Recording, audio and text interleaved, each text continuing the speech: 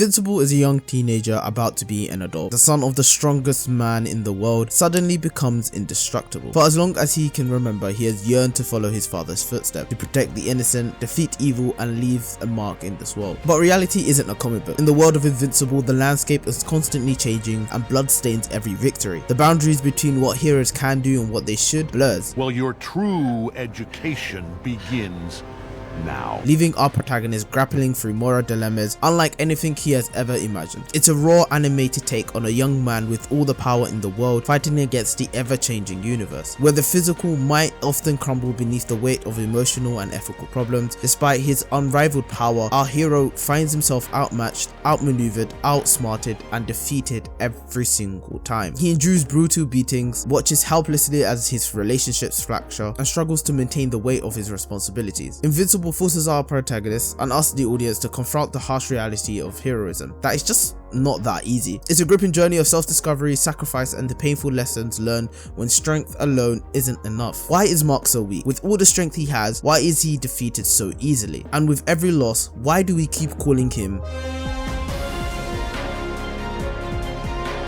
There are moments in this show that I believe has defined Mark Grayson as Invincible. There will be three. The first is, well,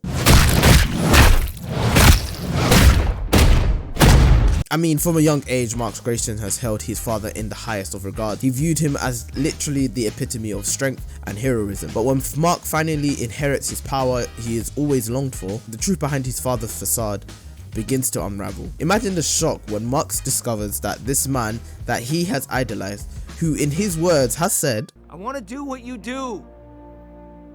I want to be just like you," is nothing more than a ruthless warrior. It strikes at the very core of Mark's beliefs, causing him to question not only his family but his own identity. What this does in this season is quite literally beat the innocence out of Mark. He needs some milk. This exposes his vulnerability and completely resets his identity issues for season 2.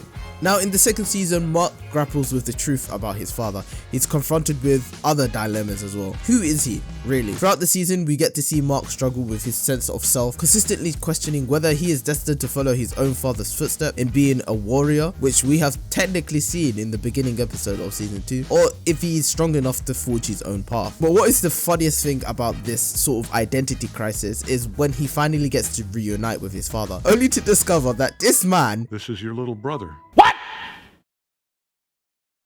the man who's literally beaten him to almost death, is saving another planet. He's a hero. The revelation of his father again strikes him at the core. He has another life and another family. This man seemed to be willing to commit unspeakable acts in the name of duty for Viltrum. Even if Mark struggles with his identity, we are treated to this awesome fight between two Viltrumites. And then this is what happens when Mark finally gets to unleash his full potential. But I mean, despite that, he still gets his ass beat. But in the heat of the battle, Mark refuses to hold back, tapping into his full potential. This displays feats of strength and determination that rivals even his father. But in doing so, he is embraced by the people he has tried so hard to distance himself from, and to begin to see him as one of their own. So imagine having your life ruined by this entire race of people who has dominated the entire universe, only for you to later beat them up and for them to recognize you as their own, and they want you to continue their work in dominating the universe. He goes from completely rejecting his heritage to becoming one of them, and again Mark is thrown into the deep end. Now in the second to last episode of Invincible, Mark Grayson shines as this character, and it's within this moment is why I realized he is called Invincible. So during a blissful evening with his girlfriend, Anissa pulls up, serving as a messenger to try sway Mark to the other side. Despite her efforts, Mark persuades her to help in a kaiju attack, showcasing his unwavering commitment to protect humanity. Throughout this entire confrontation, Mark admittedly holds up that humans are actually whack. They're not smart, or they barely learn from their mistakes, but that's the beauty of them. And Nisa, representing the side of the Viltrumites, really just underscores how their power and potential benefits for this world could actually just save everyone. However, Mark's faith in humanity to determine their own fate remains unshaken. Then a battle unfolds. It becomes increasingly clear that this victory is just not happening for Mark.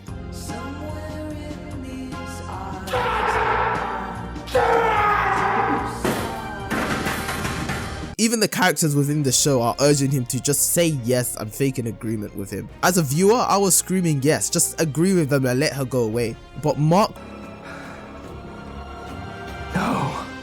It's within this moment, this specific moment, is where he becomes invincible. In essence, Invincible transcends the superheroism narrative, delving deep into the psyche of our protagonist, Mark Grayson. I mean, even in season 1, when he's speaking to Amber, he says this: I let him hit me until he gets bored and goes home. There are other moments in the show that I could pinpoint and show Mark's growth as a character, but to show why he is called Invincible, these 3 pivotal moments to the larger story is what we get to witness. We get to see Mark's journey from a naive boy to unwavering conviction in his principles. And then following in season 2, where he grapples with the complexity of his identity and confronts the harsh reality of his father's legacy, that maybe he has changed. This forces Mark to confront his own beliefs and values despite the allure of power and acceptance. He remains steadfast in his commitment to human autonomy and the pursuit of justice. He's steadfast to embrace his ideals, willing to endure whatever challenges may come his way. In the face of overwhelming odds and relentless challenges, Mark Grayson's resilience and spirit is what truly makes him invincible. He's willing to take near-death experiences, then compromise his values. It's his refusal to compromise on his ideals, because to him, It's more than just words. Invincible is just not a story about superheroes and epic battles. It's a gripping exploration of what it truly means to be human in the world full of monsters. And in Mark Grayson's case, we find a beacon of hope and inspiration, and a reminder that strength of character will always triumph strength in physical might.